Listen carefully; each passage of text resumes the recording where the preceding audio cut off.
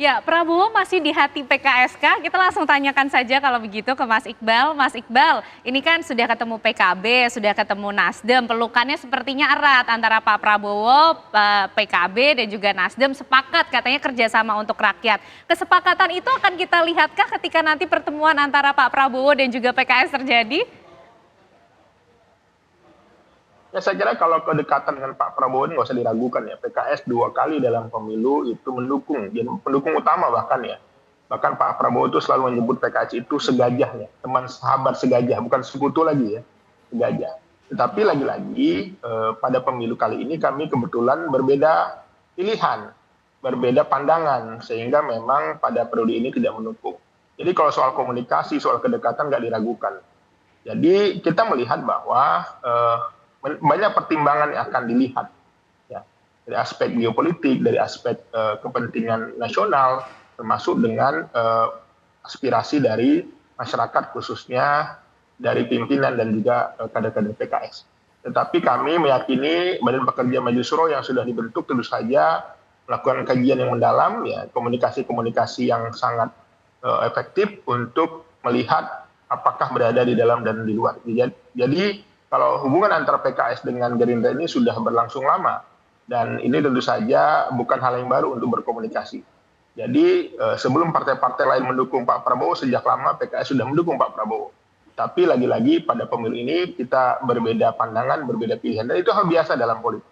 Oke, tapi kan pemilunya sudah selesai lah ya Mas, kita bilang lah ya, karena kan nanti sudah sah, tinggal pelantikan. Nah, akankah kita melihat cinta lama ini bersemi kembali gitu Mas Iqbal? Ya saya kira segala kemungkinan dalam politik terjadi, apalagi kami berpandangan, pimpinan berpandangan bahwa berada di dalam ataupun di luar itu sama-sama terhormat.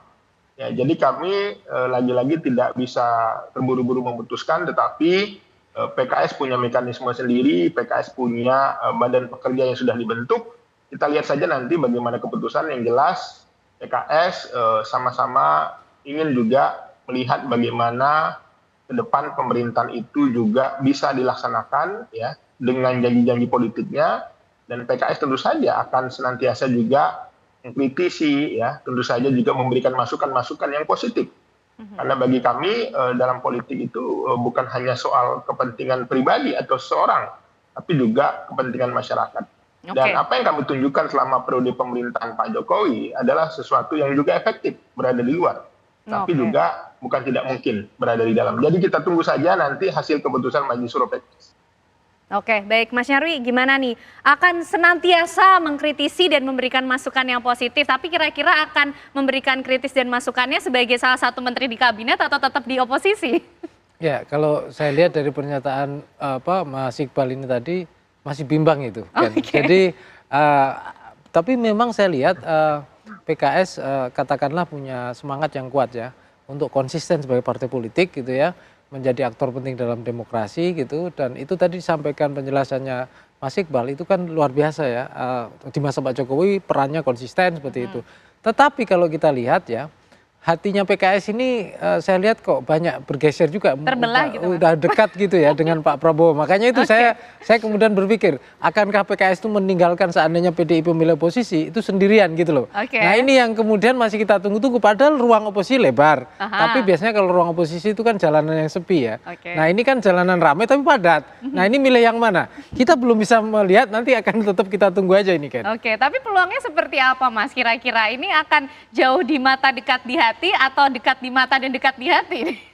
Ini kita masih saya lihat ya, nanti sejauh mana ini ya, mungkin termasuk Mas Iqbal itu ya.